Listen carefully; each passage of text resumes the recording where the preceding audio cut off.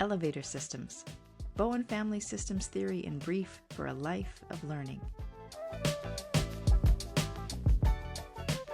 Welcome to Elevator Systems, the podcast that looks at Bowen family systems theory ideas in brief and understandable ways. Today we are thinking about grandparenting, and we have our frequent flyer podcast guest, Amie Post, who has made it on every season. Well done, Amie. I was like, I'll get you a punch card for a free latte or something. That'll be your reward. I'll do your bio, Amie. Well, you're not in Baltimore, Maryland today, are you? Right? No, I'm phoning in from Southern Shores, North Carolina, on the sunny Outer Banks. Very, very nice. But Amie is from Baltimore, where she's a marriage and family therapist and the executive director of the Center for Family Systems Theory of Western New York. Amie previously was the executive director at the Family Crisis Center of Baltimore County. She's been studying Bowen Theory since 2001 and is a faculty member and board member at the Bowen Center in Washington, D.C. She is also a wife, a mom of 3 adult children, and a grandmother, the only grandmother on this screen today. So welcome here. Amie, you get the first elevator pitch. What is useful about Bowen Theory in thinking about the relationships of grandparents? You know, I was really fortunate to have grandparents in my lives who were quite active and involved and very, very important to my overall well-being. And when I became a grandparent in 2021, one of the things I was thinking about is how do I show up in this particular role with any kind of aim at a little bit more of a mature, functional responsibility. It was very easy to get sucked into all the cuteness of that fat baby boy. It was a little bit harder to get my thinking organized about what would leadership look like from a grandmother's perspective. How would I show up and be a really good mom to the new mom who was my daughter? So Bowen Theory gave me a way of stepping back and looking at all the moving parts in our family system, thinking about the role of triangles, and really helping me begin to conceptualize what a grown-up version of grandparenting might look like. There you go. Excellent. Katie, your pitch. I'm going concepts this season. So I thought of 2 concepts to think about this, kind of addressing a little bit of what Amie said. I thought about the multi-generational process and then the mechanisms in Bowen Theory used for managing tension. So when I think about sitting with a multi-generational family, which is the privilege of being a therapist, I get to sit with these families in different configurations. I think it's helpful for people who are welcoming new members or thinking about grandparenting or having grandparents or having your parents shift into grandparents is to think about and observe patterns in the family in that multi-generational process. So what patterns existed between your grandparents, and your parents, and how did you observe that? How do you just sit and observe how the grandparents are moving towards you or how your child is moving, towards you or away from you as they enter into this new phase? And how have previous generations adapted or adjusted when this new generation came about? So I thought that was useful to people to think about. Mm-hmm. And the thing I want to note is, I try to think of a succinct way of saying this, but I'm not going to be able to do it. I want to challenge people to not just think, well, my mom was close to her mom, so then my grandchild's going to be close to my mom. And think about it more in looking at different patterns. Bowen Theory talks about how tension can be managed through conflict, distance, over and under functioning or projection onto a child. So does bringing a new life into the family calm the system down? And is that the way the generation before you did it? But the generation before that might have done it a little different. So I don't know that I've done a good job of that, but I want to challenge people not to think about it as cause and effect, but really look systemically at just thinking about the way that the system adapts to bringing new life in. So there's my very long statement. My pitch is also long, and then I have a very long quote from Dr. Bowen. So let's keep going. Very good. My pitch looks at one of my favorite assignments in my Bowen Theory training, which we do every year at Living Systems, which is the beliefs paper. So like lots of areas of life, I think it's important for people to recognize their automatic expectations of the role of the grandparent. And the beliefs paper exercise is a great guide for thoughtfully thinking through expectations, reality, and values. So here's the way I have like framed it out doing this through the years. Choose an important aspect of grandparenting for you and briefly write down your belief. How has this aspect of grandparenting been lived out in your life by your grandparents, by your parents? What ideals were transmitted to you and automatically embodied by you? What's been absorbed automatically? And what about grandparenting is based on the facts of your family situation and your best thinking? And then as you work through this process, does your initial belief change? And how do you live that out? That's, even more challenging thing, but such a useful exercise for lots of different things. From the Murray Bowen Archives Project, we have something from 1965. A common phenomenon in our culture is one in which parents will say, I want my children to have a better lot in life than I had. I do not want them to go through the problems and difficulties I had with my parents in my childhood. So the parent makes a concerted effort to correct what they felt was wrong in their childhood in the rearing of their children. The coin is turned over and on the surface appears to be different, but the problem remains the same. Their children, involved in the same problem but with different manifestations, resolve to make things better for their children and to not repeat the mistakes of their parents. And again comes another generation. It comes a change of the coin in the third generation, with the net result that the member of the third generation can come to have the exact characteristics that the parents disliked so much in their parents. So I thought that was an interesting description of those generational pieces. From family therapy and clinical practice, a grandparent who comes for a visit may shift family emotional forces briefly, but a grandparent who comes to live in a home can change the family emotional balance for a long period. And then just one from Jenny Brown's Growing Yourself Up. At any phase of our life, our immaturities can be assessed by asking ourselves how much we gain strength through being needed by others or through knowing ourselves and being steadied by our principles. How much do we use children, grandchildren, or work to steady us instead of taking responsibility for our own growth? I was thinking, I don't know if Bowen would be proud or frustrated, but I know that quote from there has been turned into a meme where they say, I tried so hard to parent differently than my mother did me, and I produced my mother. And there's like a picture.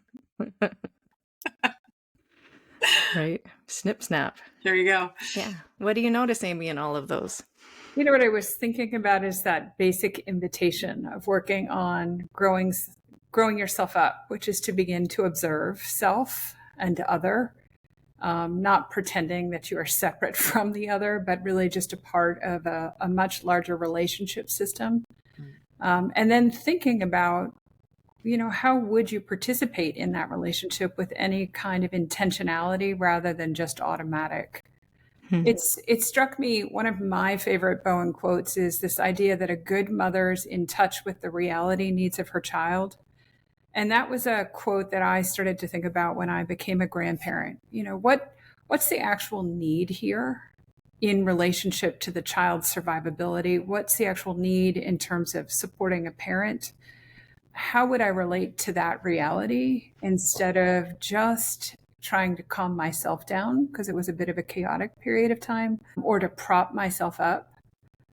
You gain a certain status. That was the other thing. When you become a grandparent in the world, what I noticed was a bit of respect and awe that got cast my way. And then I turned in a cool kid card when I decided that I would not be called Nana or Grandma, but instead give myself a really cute nickname. And that gathered a bit of steam as well for me. I don't know that I can completely undo that process that lives in me, but I can be aware of it, respectful of it, and begin to have some guardrails for how it will or will not get fully out of the gate in my life.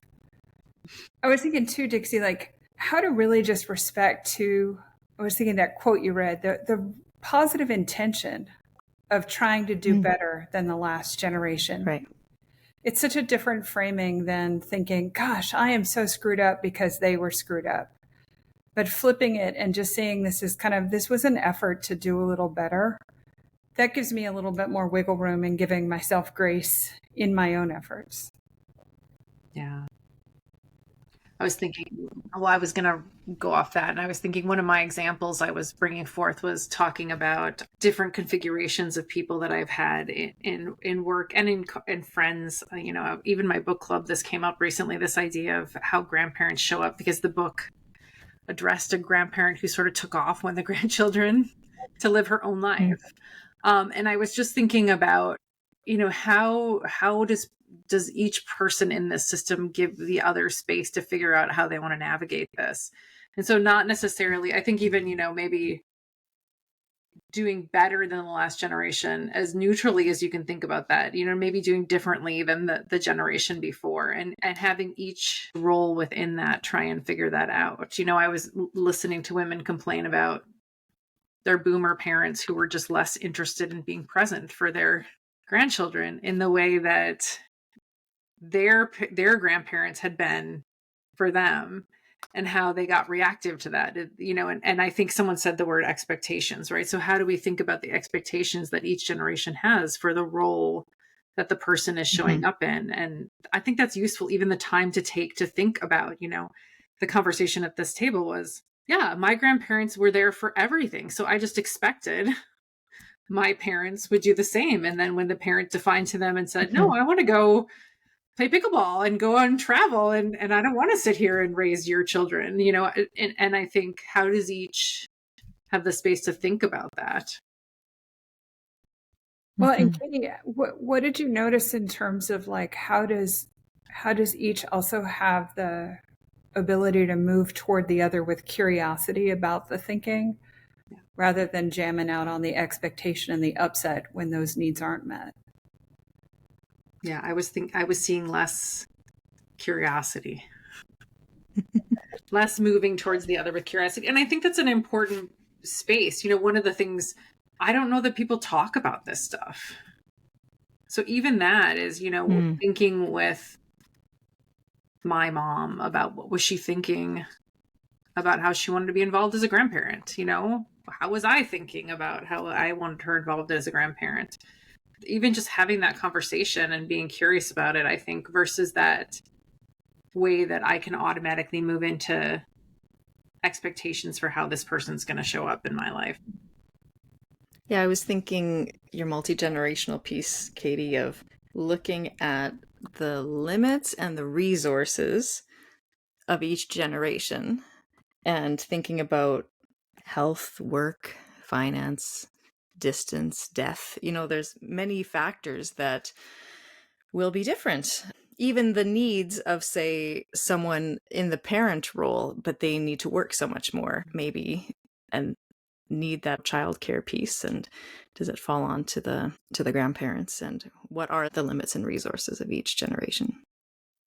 To that point, Dixie, I think one of the cool adds that Bowen Theory brings is that even beyond assessing resources in the ecosystem, pulling in the idea of the retained memory or the anxiety of the family from a past generation might warp how a family right now will feel access to or availability of resources. So Bowen Theory gives a complexity to interrogate, you know, like, are you freaking out because there really isn't childcare? Or was there not childcare in a previous generation that put the family way more up against it? And now when you have three pretty good options, is the chronic anxiety warping what's really in front of you now? It gives you a question to ask. Is this my worry, or is it the family's like kind of patterned response to these kind of threats? Yeah. Yeah, and that is, could you say more about how that shows up? That shows up more than just in the family story or expectations. It is emotional, biological. Like, how would you see it? Yeah, I think it's below language, below thinking. It's living in that emotional system, which is the instinctual, reactive part of our being. And it's getting transmitted in the relationship system all the time. Hmm. So it's that sensitivity and reactivity to what is thinking is threat, that perceived threat.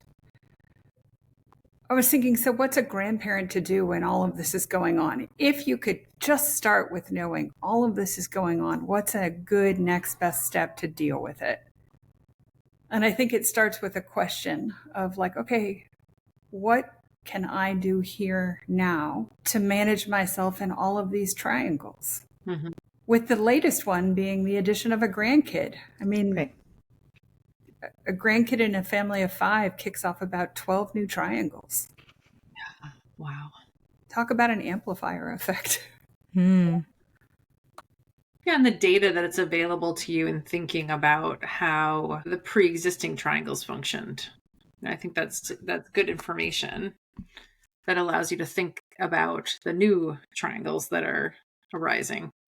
Yeah. Developing? I don't know what the word is there. Hmm.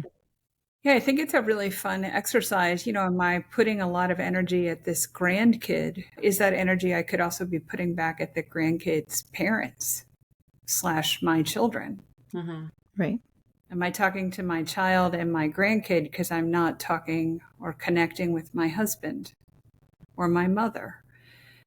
So just thinking about how does the load between a grandparent and a grandchild really get organized by the lack of load carried in all the other relationships?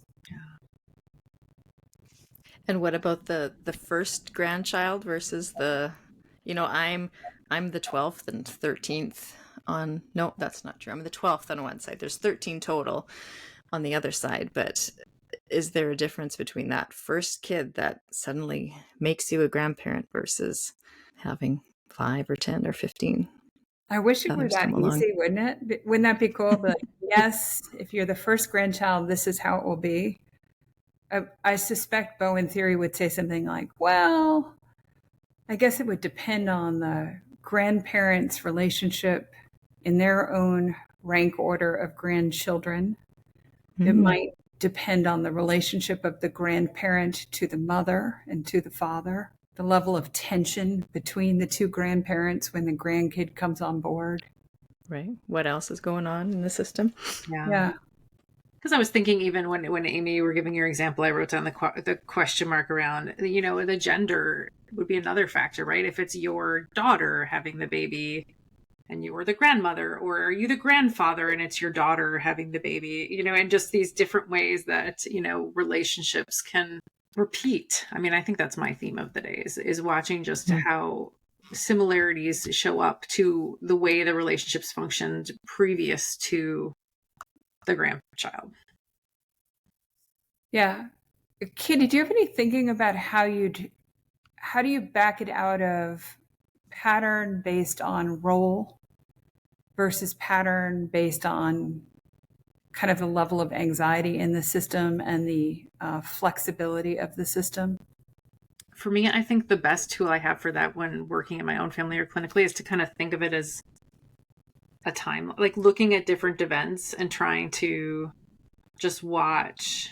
I always think I wish I had some complex computerized programming to kind of watch people move together and apart. I mean, I'm sure it's out there, because I think that's the way I stay most neutral about it when I'm thinking, is not because I can do, like probably most human brains, I won't make myself special, connect or dysfunctional, maybe was the better word, like connecting just cause and effect, to try and stay neutral and more objective and keep looking at that wider piece to put it along a timeline would be the way I think, not just looking at one event, but multiple events and watching the system respond.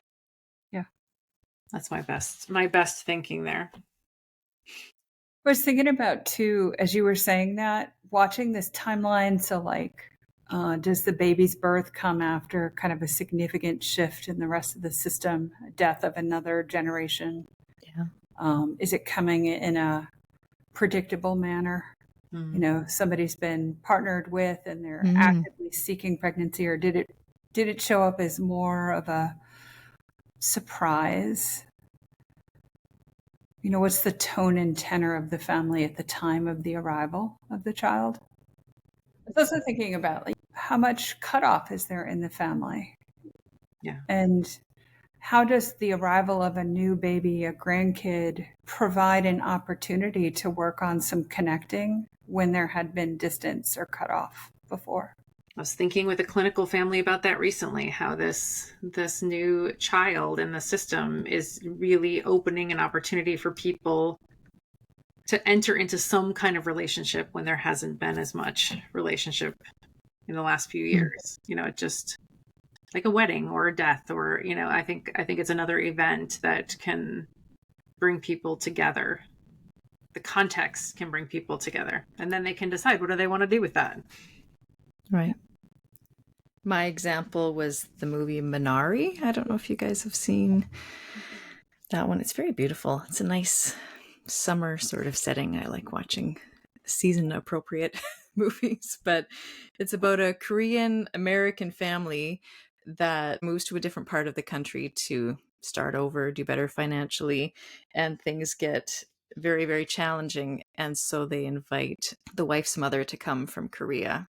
And she's actually hadn't met her, there's 2 grandchildren in it, hadn't met her youngest grandson who has a heart issue.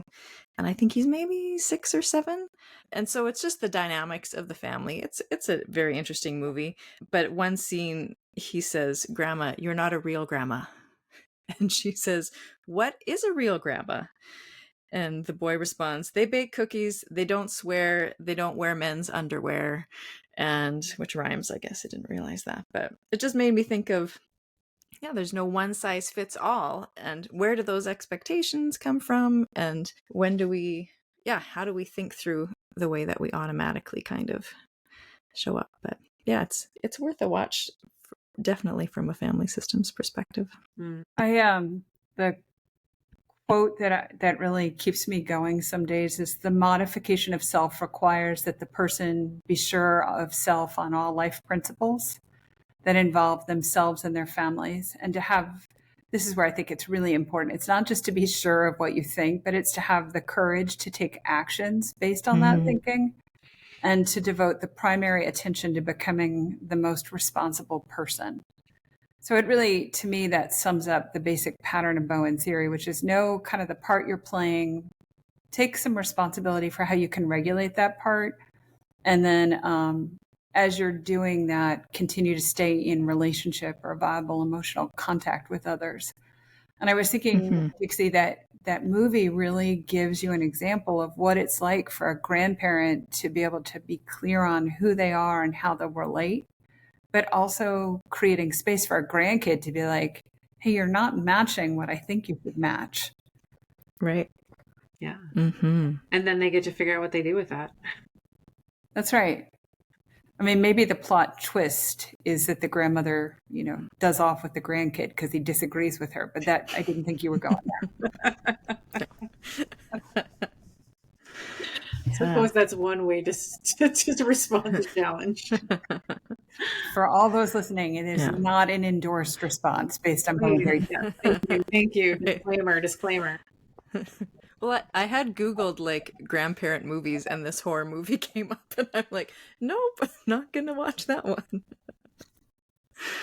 Katie, what were you gonna say?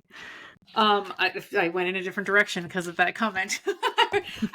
My examples were, I was just thinking clinically about people that I've sat with and the resource, and I guess a little bit of what Amy's saying is thinking through these things. I got really overwhelmed by the idea of getting clear in every relationship I was in. So that's got my own anxiety stirred up a little bit. But I think just thinking through what is it like to get clear about how you want to show up and then acting on that. I was sitting with this grandmother who was really distressed that her I think it was her daughter-in-law, I can't remember if it was her daughter or daughter-in-law, was telling her how to put on the child's diaper and instructing her on how to do that. And her reactivity of getting so frustrated about the content got in the way of her thinking about how do I want to be in this? What kind of grandma, what kind of mother, what kind of mother-in-law do I want to show up with in this? And so I think it was useful for her to sit and think about that and, complain a little bit about she used a few expletives about how she knows how to put on a diaper. Right. But I think that's the stuff that's like that example could happen to every family, and you could have a billion ways that you respond to that. But did you sit and think through, how do I want to show up in this? And even when my reactivity gets stirred, what is the best, what are my options available to me? I guess that would be the way I was thinking about it. My favorite movie for grandparenting is Moana.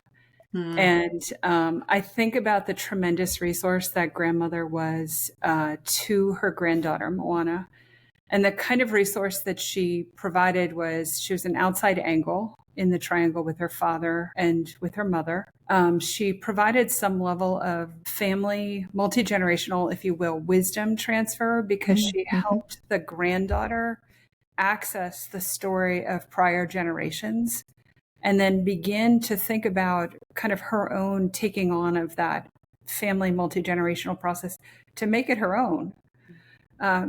And I think that the grandmother tolerated a bit of some of the anxiety that can happen when a young person is emerging into themselves, because the grandmother didn't spend energy telling everybody that she should be accepted or advocating on behalf of the grandkid. She just related to each person from her own kind of zany self, and then created an invitation, I think, by managing self to free others.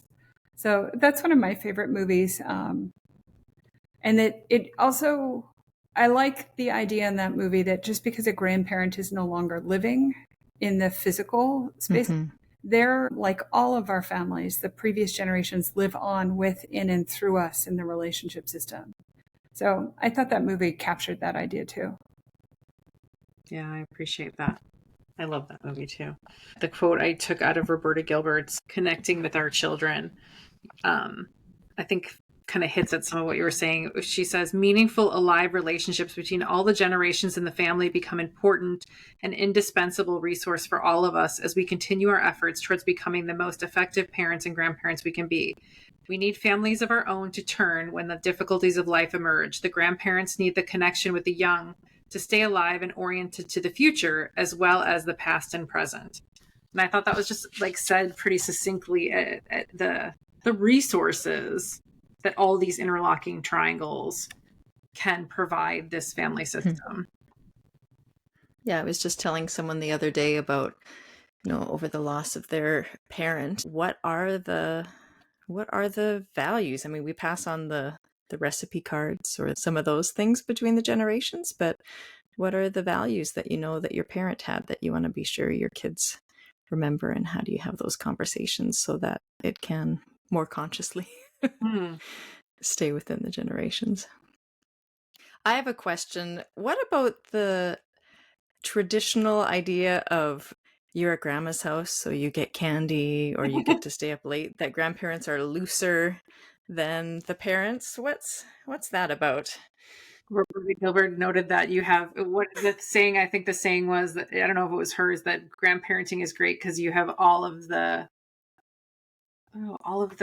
connection and none of the responsibility, or something like that. That probably isn't the right, but you get the privilege of kind of having the fun connection and you don't have to be the one to lay down the rules. That was definitely the experience of my grandparents, is we got to have things a little bit looser with some. There was an exception. That was not unified across the board.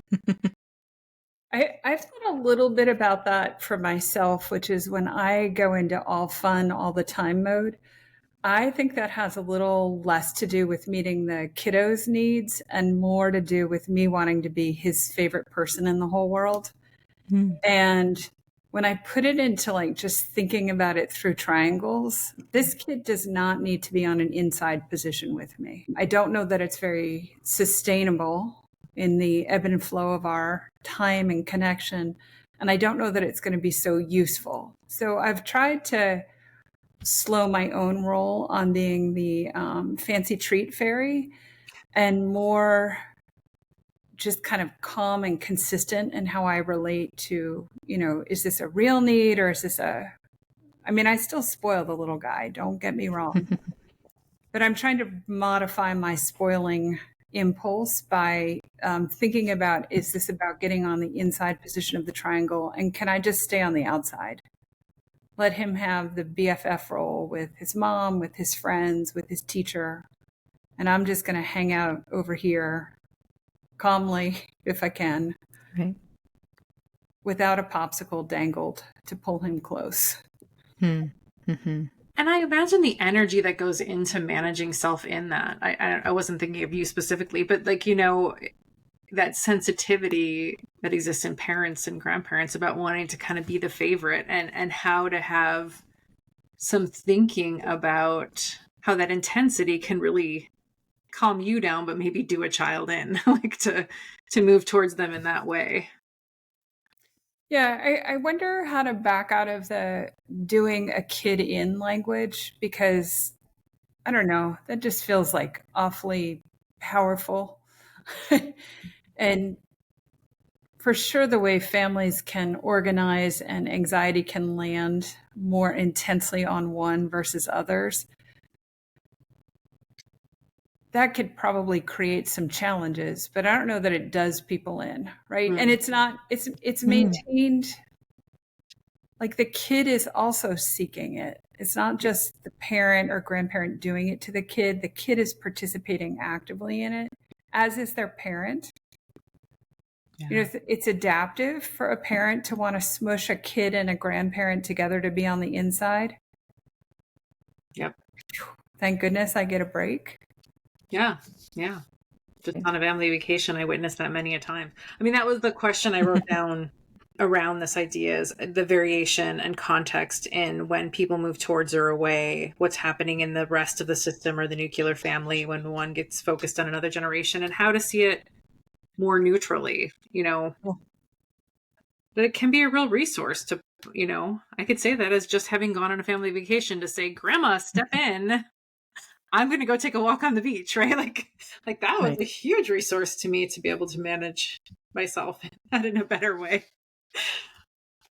So are you saying it's actually not the behaviors or even the patterns that emerge, but the degree to which the patterns come from like just automatic versus somewhat intentional? I think that's a useful difference to observe, is when, I mean, I know that's how I'm doing my work on self, is when I'm making a more intentional choice, knowing what I might do automatically, but making more intentional versus just, I could have just run away. Yeah. And the intentional gets kind of like oriented toward not just short-term relief of discomfort, but in concert with longer-term goals for self and other. Yes. On a good Yeah, day. I hear that. Yeah, my takeaway thought was we make lists and plans for family vacations. Here we go. Where to go, what to eat, but maybe not how we relate to each other. And how do you just begin to be more thoughtful about relationship goals for yourself? Or Yeah.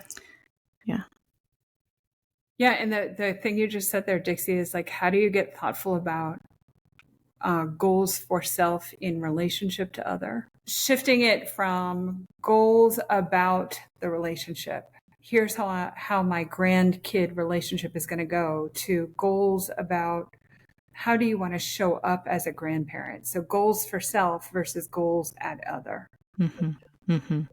Yeah. And for me, I think to Katie's earlier point, it is confusing for me to think about having goals for self in all of my important relationships. So I'm just trying to think about just having goals for self. And then if they're really good goals, I should be able to live from them in any and all relationships. There should be some kind of continuity. Thank you for adding that part. It's managing my anxiety a little bit. Yeah. I don't know if that answer was aimed at you, but I was like, I struggled with that and I really want to get it right. So the best I can do is just focus on like one or two small things in me as consistently as possible. Yeah.